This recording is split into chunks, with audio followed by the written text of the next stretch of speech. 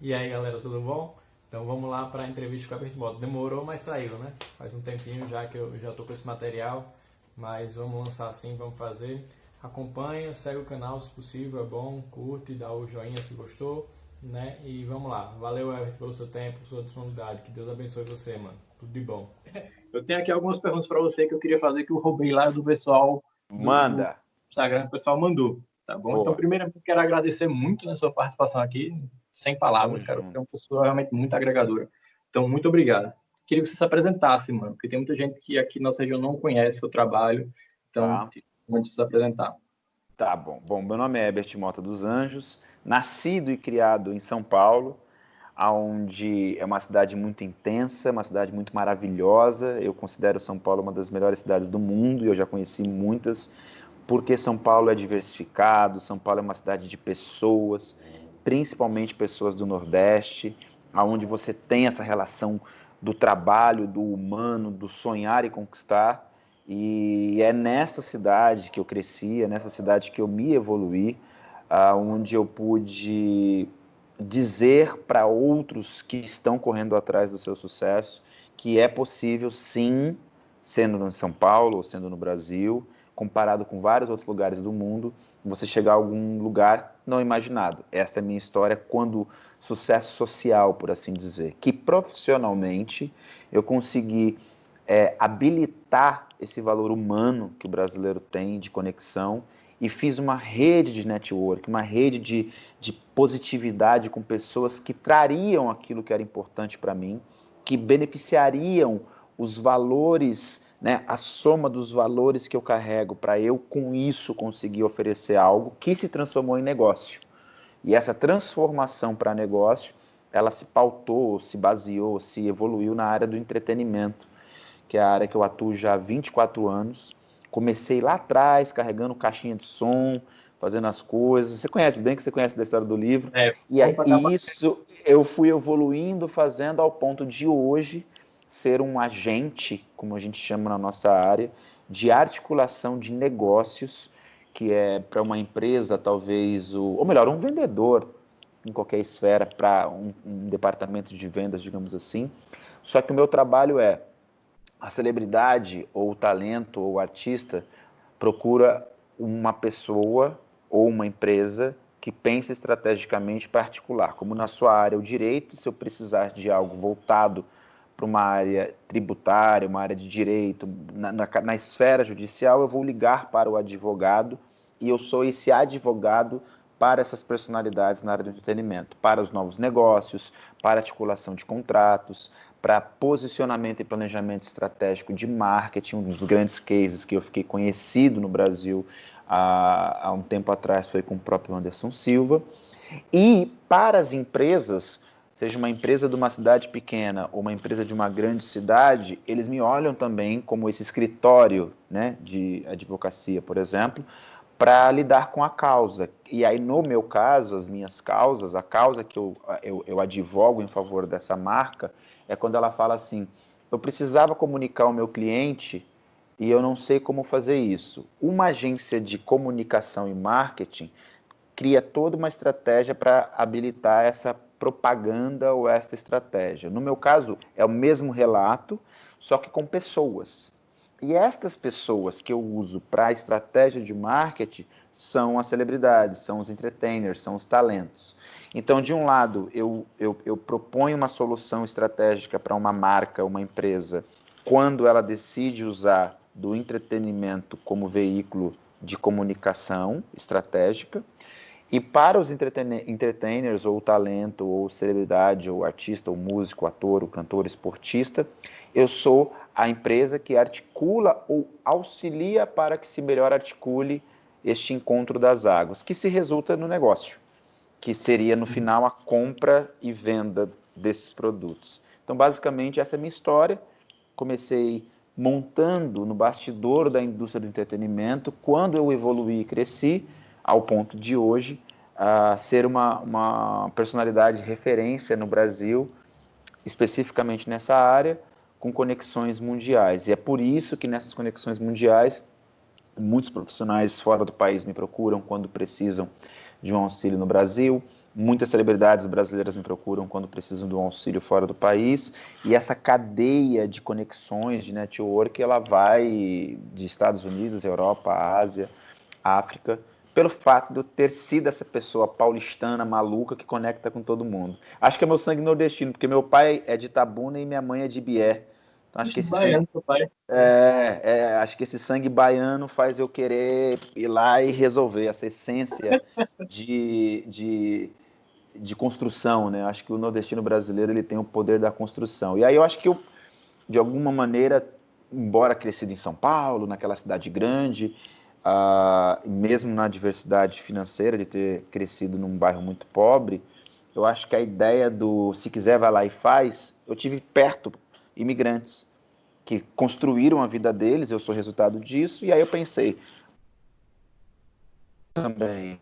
Só que a minha imigração não necessariamente é de uma cidade para outra, às vezes de uma rua para outra rua, de um emprego para um outro emprego, de uma ideia para outra ideia. Então acho que esse espírito imigrante do brasileiro nordestino está no meu sangue. Graças a Deus.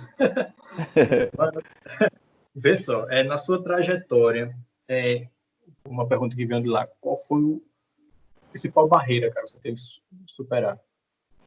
É a barreira financeira, porque o problema de você ser ambicioso é que a ambição custa muito caro. A ambição é cara, né? Você é um advogado formado, custa caro você estudar. E o caro não é só eu pensar, eu não tenho para pagar. Às vezes é como é que eu traduzo o meu tempo em dinheiro. E esse dinheiro não é só a cédula que eu compro e vendo alguma coisa. Esse dinheiro é o tempo, esse dinheiro é a dedicação. Porque quando eu somar isso ao decorrer do tempo, da minha vida, da minha história, se eu passar 4 anos estudando, são quantas horas estudando?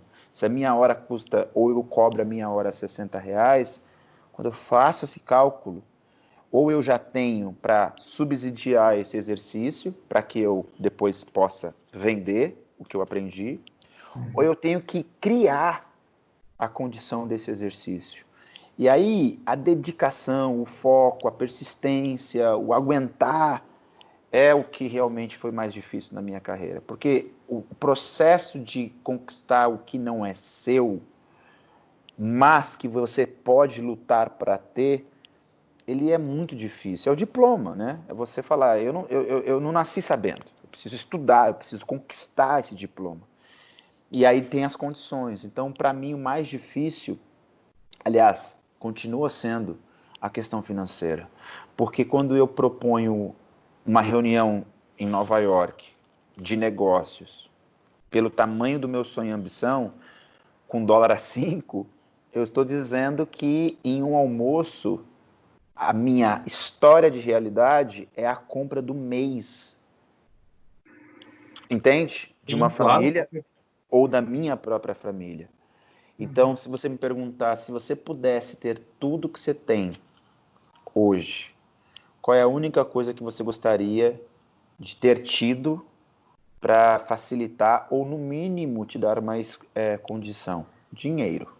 Por isso que a gente luta, trabalha e investe em conhecimento, porque a gente precisa ter dinheiro para conquistar as coisas. E não tem problema nenhum se essa conquista é um barco na marina, um avião, uma casa em São Paulo e a outra no sul da Bahia, desde que seja pautado com respeito e valor família, que aí você define como ser humano, o dinheiro é fundamental. Eu queria poder pagar para... Meu pai é advogado, né? É um colega doutor como você. E eu tenho o mesmo, desculpa lhe interromper, mas eu tenho o mesmo problema dele, não sei cobrar. Pois é, pois é. E aí, olha que interessante, trazendo esse ponto de dificuldade. O grande problema, então, é que para a gente que nasce sem nada, perto daquilo que a gente sabe que quer, é difícil a gente determinar quanto que vale, porque a gente não teve o nosso devido valor. Entende? Então, por que o dinheiro é um problema? Porque se eu tiver dinheiro no começo, alguém já vai falar, estou te dando 1 milhão, você precisa me devolver. Quando eu for fazer qualquer coisa, eu já vou saber que eu começo com uma dívida de 1 milhão. Quando não tem dinheiro e tem só ambição, eu estou dizendo que vai custar 1 milhão. E aí até eu conseguir pagar o que custou para equilibrar o que eu estou valendo, cobrando, e alguém reconhecer isso, por isso que tem essa frase que dinheiro chama dinheiro. Mas está dizendo o quê? Que então só quem tem, quem não tem nunca vai ter? Não, não, pelo contrário. Estou dizendo que nossa consciência tem que estar preparada para saber se valorizar, né? Então, a trajetória dos sonhadores e dos grandes conquistadores, ela é sim uma trajetória mais árdua, e vence aquele que entende o preço que foi pago para chegar onde chegou, mesmo que ainda esteja na metade do caminho. Então, se eu puder hoje ter mais dinheiro para sonhar mais, talvez eu não fique com tantos pesadelos. que é você pensar assim, eu sou um estudante com uma condição que foi proposta para eu não ter que pensar amanhã se eu como ou se eu compro o livro. Em resumo, seria isso. Então, ter tido mais condição financeira é algo que foi um dos grandes desafios a encarar. Nossa. Aqui, essa aqui é uma pergunta por isso que me move. Isso aqui você vai ver. Tem um jovem que tem 17 anos, não sabe o que quer da vida e viu ser um conselho. Então, é isso que me move. Como a gente pode impactar esses jovens, entendeu? Legal. É isso que ele está querendo saber. O que me move é o que eu acredito, né? E o que eu acredito é na minha capacidade, é no meu ser. Então, o que eu posso dizer para um jovem de 17 anos hoje? Primeiro, uma das coisas mais difíceis quando ser humano é você entender quem você é. Porque saber a gente nunca vai saber. E que bom, porque a gente sempre vai mudar. Se a gente não está mudando é que a gente está com problema. Então entender é fundamental, porque quando eu entendo, como eu falo no meu livro, eu já sabia que eu era um cara pobre e que eu ia ter que conquistar aquilo que eu não tinha. Então a minha percepção com 17 anos foi construir o cuidado em saber da minha situação atual, da minha condição atual, a partir do meu ser.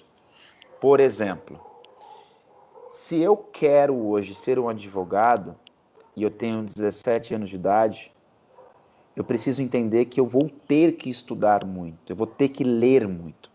Ah, mas o meu negócio é jogar bola, eu gosto de jogar bola, eu tenho 17 anos e meu sonho é, jogar um dia na seleção brasileira.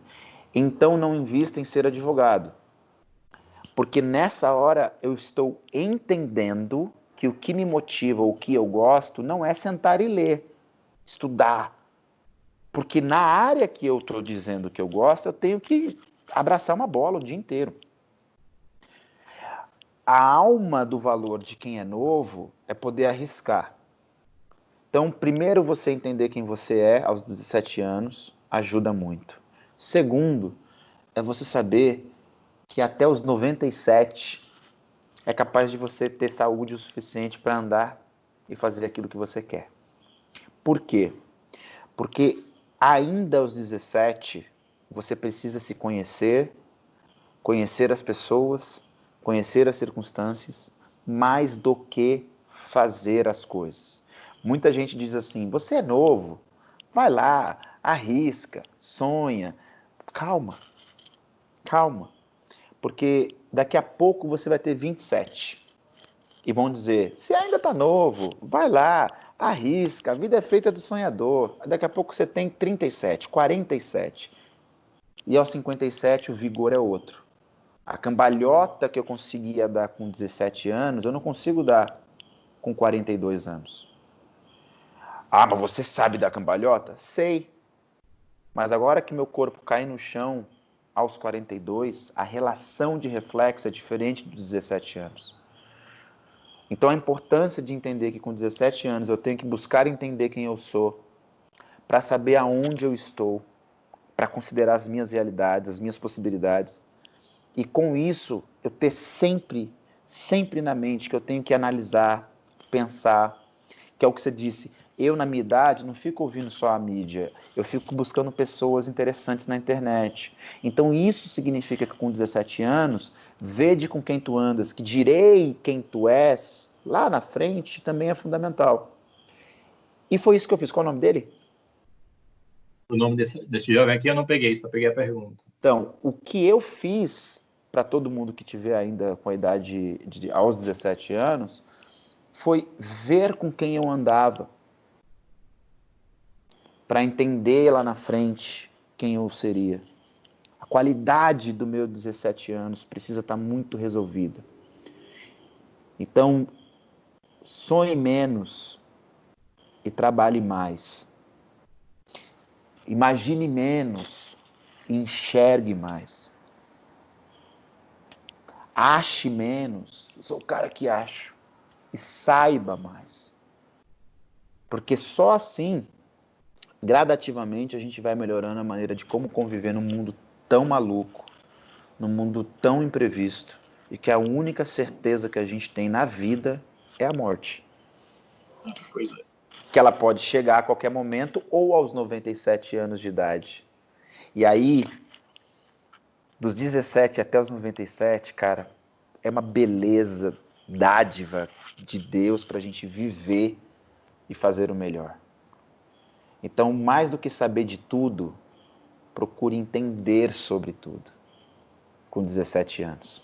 E assim você se especializa naquilo que você melhor se identificar no futuro. Show de bola. Show de bola. Realmente, você sempre fala que pé de acho não dá nada. Pé de acho não dá nada.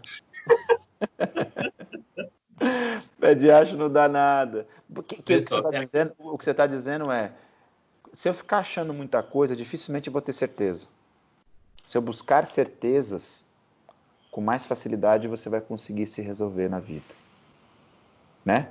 Porque a gente é aquilo que a gente acredita. Né? Você acredita em mim, eu acredito em você. Então, o que eu estou dividindo com você, o que você está dividindo comigo, gera um valor transformador. Isso poderia ser uma reunião de negócios. Ou isso poderia ser uma reunião de uma pessoa falando com um advogado e o advogado falar, faça isso. A hora de eu ter o melhor advogado tem a ver com eu entender melhor quem eu sou, aonde eu estou, o que eu acredito mais do que eu acho. Esse para mim foi fundamental. Todo mundo fala, você é muito inteligente, você não... Não é, que eu sou muito realista. Eu preciso buscar entendimento das coisas de uma maneira mais lógica. E quanto antes, melhor. Perfeito. Aqui na nossa região, eu já cheguei a falar quando eu estive lá contigo em São Paulo aí, que a gente tem muitos eventos aqui, né? Nosso público trabalha bem com eventos, né? Tem a Copa Vela, tem festa, enfim, que até aquela moça, eu esqueci o nome dela, falou que já Sim. foi do Copa Vela, enfim. E aqui o pessoal de eventos está sofrendo muito, cara. Tá. Porque não pode haver aglomeração. E aí teve um rapaz aqui de uma empresa que ele quer saber o que ele, no setor de eventos, como é que ele pode sair dessa? Como é que ele pode superar? O que você indica para ele que ele faça, para que ele supere essa? Porque por enquanto não pode haver festa, não pode haver aglomeração. E aí? E aí sente e chora. E aí sente e chora. Eu não posso falar com uma pessoa que... E aí sente e chora e aprende. Exemplo. Eu tenho um negócio de entretenimento. Eu preciso de gente, né, de ambiente. Ok. E eu não posso mais fazer nada nos próximos 2 anos. Eu tenho que ter reserva. Eu tenho que ter outros investimentos em outras coisas. Porque uma única coisa só não se resolve. Não tem gente que diz que eu não quero ter um filho único, eu preciso ter 2 filhos para que um seja amigo do outro. É quase que a mesma lógica. Não estou dizendo que tem que ser. Estou dizendo que se eu quiser ter só um, eu posso ter só um, porque cada um faz o que quer. Mas profissionalmente, como empresário, é você pensar o seguinte, eu vou trabalhar pelo melhor, mas eu vou me preparar pelo pior. E aí, hoje, vai ter gente falando, faz online, faz não sei o que, faz não sei o que lá. Se você não sabe fazer, não faz. A melhor lição deste momento é, se eu não capitalizei e criei uma reserva para uma emergência, tal qual fosse um seguro, para este momento, a partir de agora eu vou fazer, porque a vida ainda segue. Se eu não aprendi ou não me envolvi, ou como nós estávamos dizendo para um garoto de 17 anos, não criei uma possibilidade de network, ou até a pessoa que você escolheu casar ou namorar, ou o emprego que você escolheu ficar lá fixo de porteiro de evento, qualquer coisa. Se eu só acreditei que isso era sempre eternamente uma coisa só, a vida veio e falou, opa, o professor Covid está te ensinando algumas coisas. Então a primeira coisa é manter a calma, entender que a humildade de quem não tem o que e como resolver financeiramente hoje dentro de um campo profissional, que é o caso de uma agência de eventos, de um promotor de shows, como vários amigos meus que trabalham com turnê, todas foram adiadas e sabe-se lá quando volta. Primeiro é sentar e chorar. Não adianta querer inventar. Segundo é, se eu não tenho segurança financeira, se eu não tenho segurança porque eu tinha um segundo negócio ou uma segunda oportunidade, tenha como lição que isso nunca mais se repita. É assim que nossos pais nos ensinam, né? Você vai apanhar para nunca mais fazer de novo. Então a vida tá batendo na gente. E terceiro, é ter fé. É ter fé, cara. Sabe? É pôr o joelho no chão se for cristão, abraçar um amigo se for cético e não acreditar em nada, mas tenha pelo menos um amigo. Ah, eu não tenho amigo, não acredito em ninguém, filhão. Então, você tá em maus lençóis. Porque, cara, numa hora como essa, é a hora que a gente precisa entender que a gente não é sozinho e não está sozinho no mundo. Por isso que eu não posso achar que eu sou o único mantenedor de tudo, a minha empresa é a melhor empresa. A não ser que você realmente seja único, e se você for único como o Jeff Bezos hoje, realmente você tem um negócio bilionário que se amanhã der ruim, você guardou um dinheiro pro resto da sua vida. Ah, eu tinha a empresa de bater foto, quebrei, porque agora todo mundo tem celular. Mas o dinheiro que eu fiz deu para eu investir em ações da empresa de celular. Entende? Sim. Então, volta de novo para essa regra de que eu preciso conhecer mais do mundo, mais das coisas. A gente precisa aprender a, primeiro, eu sei de tudo, eu sei como faz. E quem quiser, olha para mim. Se eu sou esta pessoa e se eu tenho essa condição, então esteja cobrando muito caro e fazendo muito dinheiro.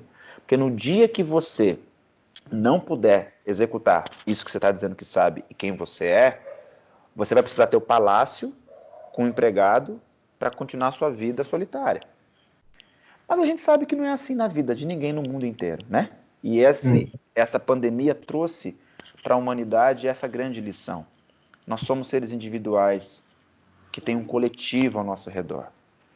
Então, hoje, a melhor coisa para este empresário é sentar e chorar, sentar e refletir, sentar e orar, para que a clareza ou as oportunidades apareçam. E aí nessa hora pode ser um amigo que fale, cara, vem trabalhar comigo aqui, tem uma empresa de mudança, tem um pessoal fazendo mudança, vem trabalhar comigo, vou te pagar essa graninha. Show de bola. E aí você vai se reinventando. Agora, não, eu vou montar a empresa de eventos, não sei o que lá. Pode, não estou dizendo que não. Mas se você não estiver bem, se você não conseguir entender isso de uma maneira correta, e na hora que tudo voltar? Porque a gente não sabe. Eu montei uma plataforma gigantesca que custou 1 milhão. Peguei toda a reserva que eu tinha, porque agora é tudo digital. E se a semana que vem voltar? Impossível voltar. Era impossível acontecer o que está acontecendo. Então, quem se preparava para isso? Ninguém pensou isso. Né? Entendeu? As agências de turismo não vão começar a vender pacotes online de resort. Entendeu o que eu estou querendo dizer? Ah, mas agora para eu relaxar eu preciso ver Netflix. Legal. Mas amanhã você vai querer ir lá no resort, lá na Bahia, lá passear.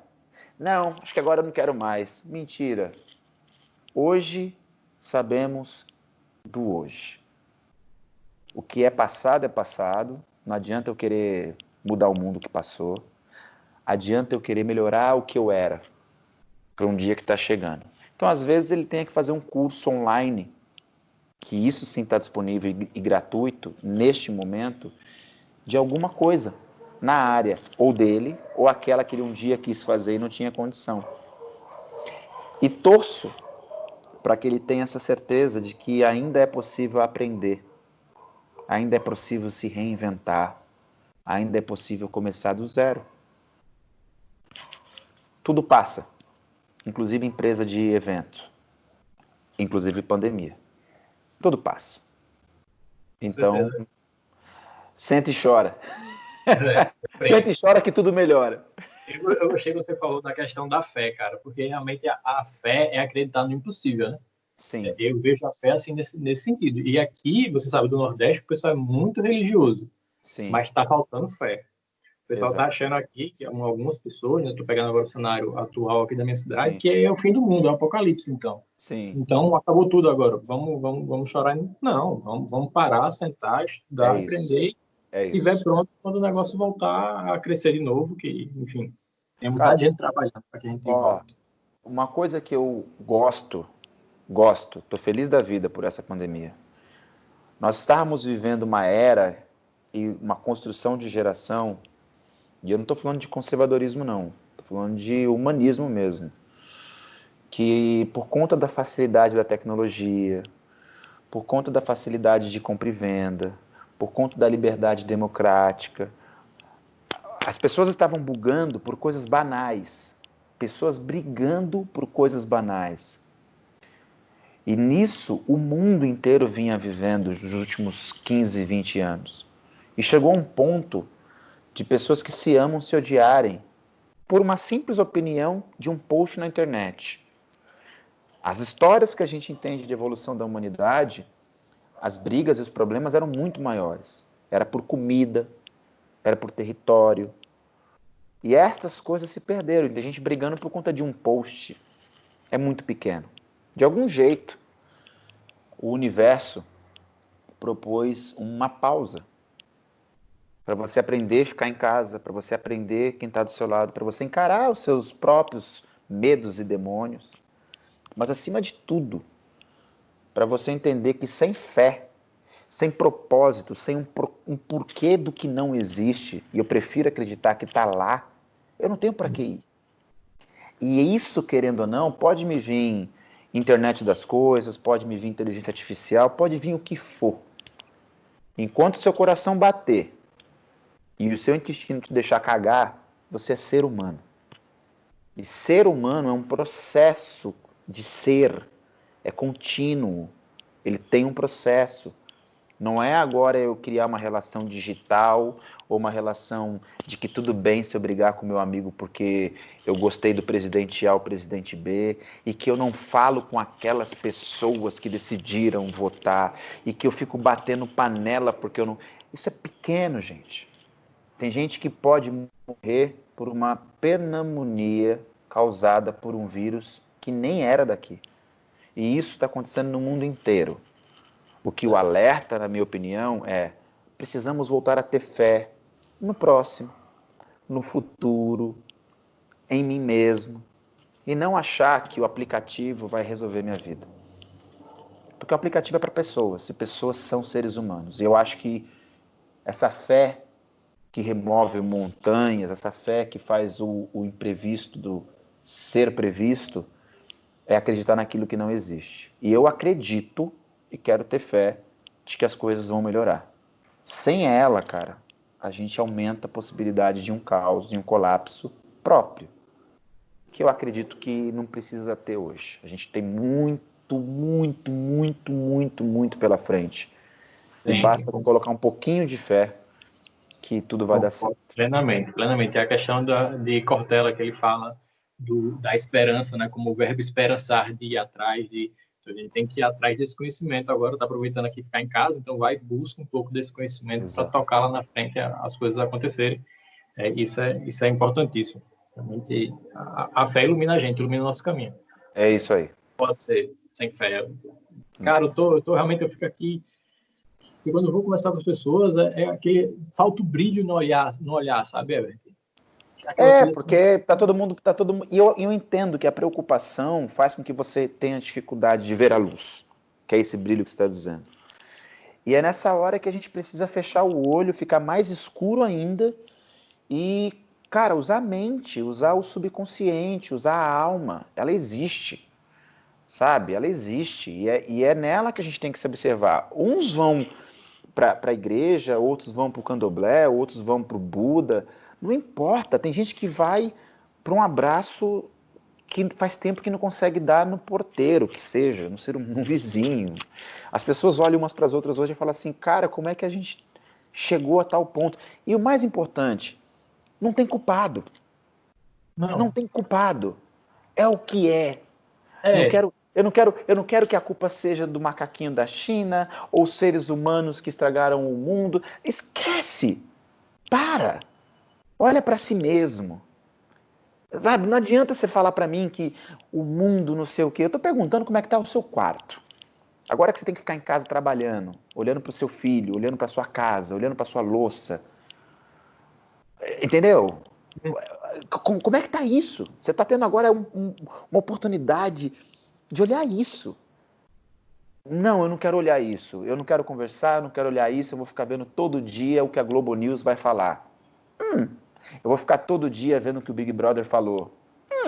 Eu vou ficar todo dia vendo o que o presidente A falou, o que o outro não falou. Eu vou ficar todo dia no caos de quantas vidas. Beleza. Beleza. Você está tão infectado quanto o problema biológico, porque, na verdade, a sua mente tem que estar boa. Eu fiz um post um tempo atrás falando sobre o ensaio sobre a cegueira, né? O filme, o livro, Saramago. Tem gente que está abrindo o olho nesse momento, tem gente que está ficando cega. Escolhendo ficar cego. E aí cabe a cada um escolher que lado quer ficar.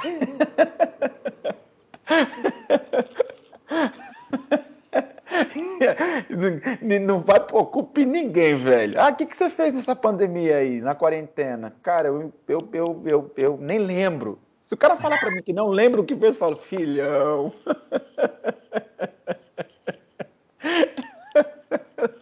Se você não lembra, meu amigo, tem algum probleminha aí.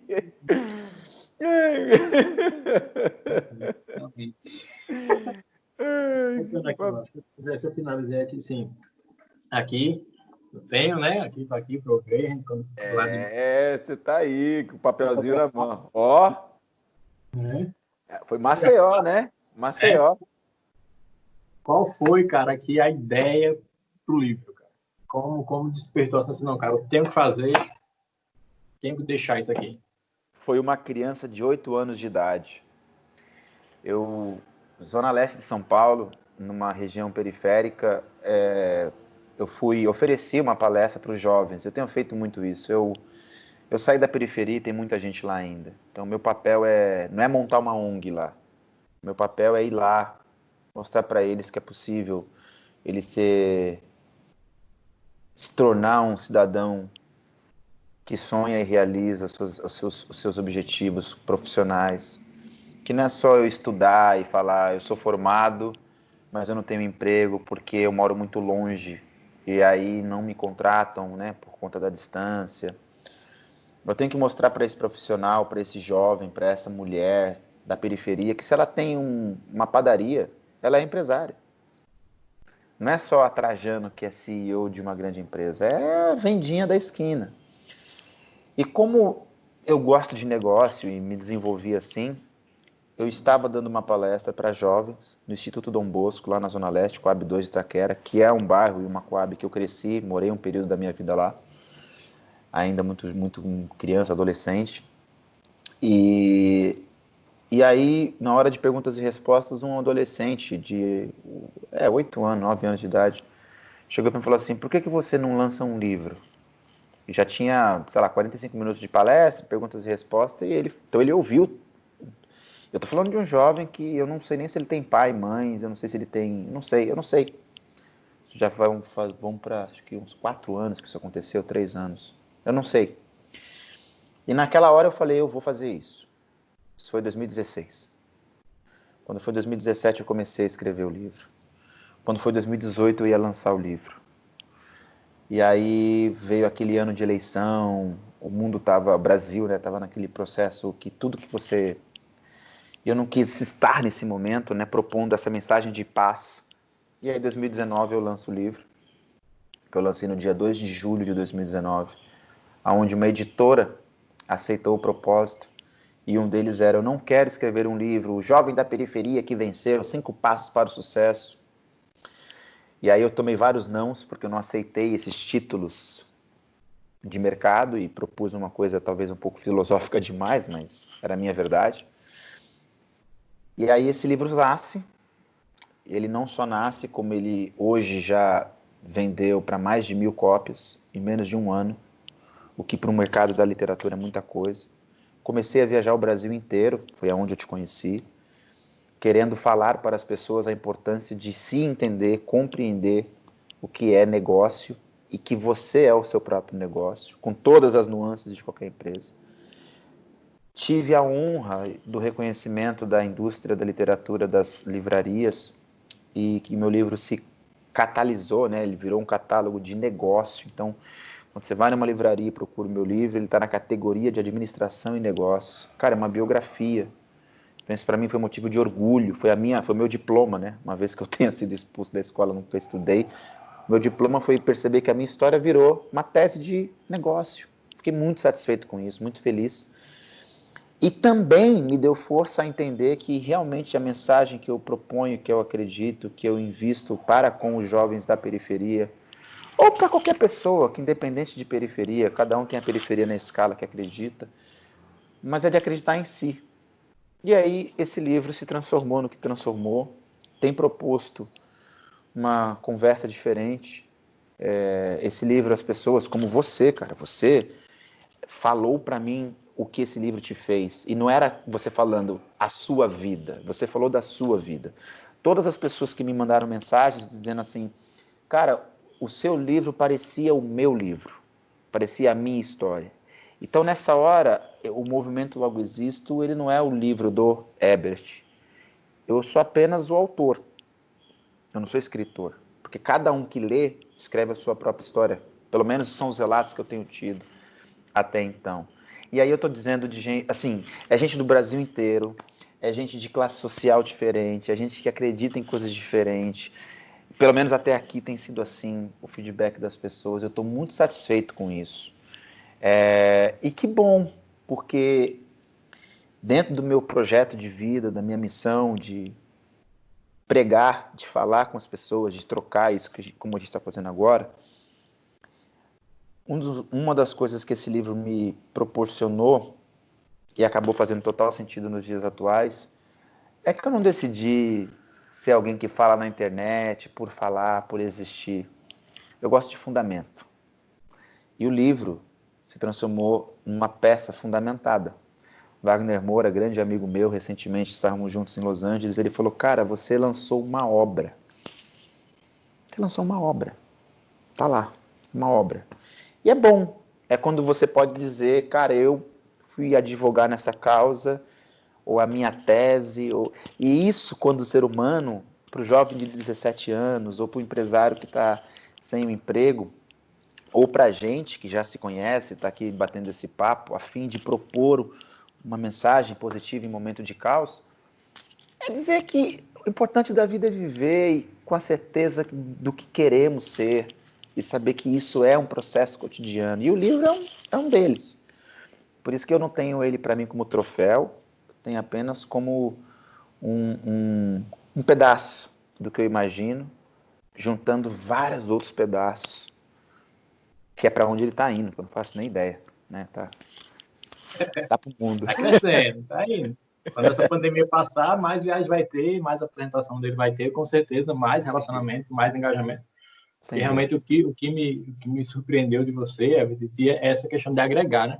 Você não tinha que, em momento nenhum, me receber em São Paulo, dar um oi, responder, para eu conhecer seu estilo. Você não precisava estar aqui falando comigo.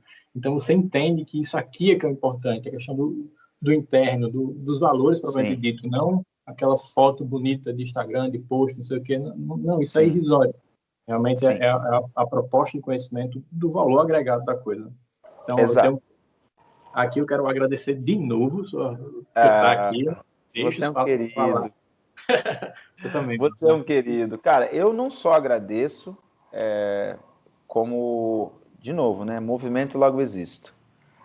E a gente está se movimentando. Essa mensagem vai chegar para várias pessoas, gente que eu nem imagino. E eu não quero que seja a mensagem do Ebert, mas eu quero que a pessoa fale, cara, eu ouvi um bate-papo de 2 homens, 2 jovens brasileiros, filhos de nordestino, de mundos diferentes e com um propósito igual, que é poder falar de paz em momento de caos. E que, de alguma maneira, essas pessoas se alimentem para trocar isso com outras pessoas. Simples assim, cara. É compartilhar. Você dividir o pão, né? Que eu acho que isso que é uma coisa bacana que a gente tem que ter e fazer. E isso é ser humano, isso é ser o que você propõe. Diz que o homem não chora, tá bom, falou. Não vai para grupo não. Aí, Jesus chorou.